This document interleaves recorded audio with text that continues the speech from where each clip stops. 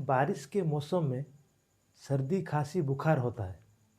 अगर आपको सर्दी लग जाता है तो आप हल्दी, तुलसी, अदरक, काली मिर्च और नीम का पत्ता मिला के काढ़ा बना के पी सकते हैं।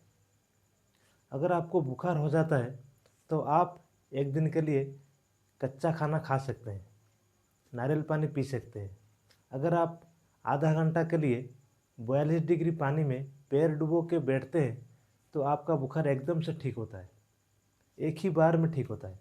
कभी कभी ये 2 से 3 बार करना पड़ता है, लेकिन पानी का तापमान 42 डिग्री पर मेंटेन रहना चाहिए।